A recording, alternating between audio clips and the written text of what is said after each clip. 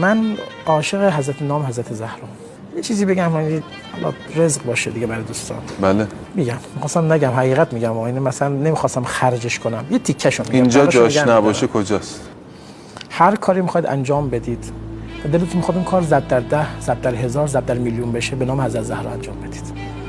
به شدت کوثریه، به شدت کوثریه. خیلی از بزرگان حضرت زهرایی هستند.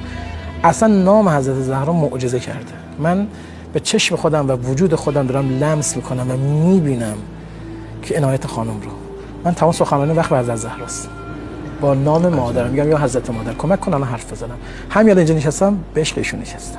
کجا برکت داده حضرت زهرا خیلی بهتون یا معجزه دیدید؟ این که الان خدمت شما هستم، این که الان مردم دوستم دارم، این محبت حضرت زهراست. من هیچ ابن هیچم، من هیچ کسم. این عنایت خدا خانمه. مطمئنم نگاهش برداره من حذف میشم، حذف چون خودش بزرگه، چون تو هستی ایشون حرف اول داره میزنه. میدونی امام حسین چرا امام حسینه؟ چون مادرش حضرت زهراست. میدونی امیرالمومنین چرا امیرالمومنینه؟ چون همسرش حضرت زهراست. میگه اللهم صل علی فاطمه و ابوها و بعلها و بنوها. این حضرت زهرا میشه محور خلقت.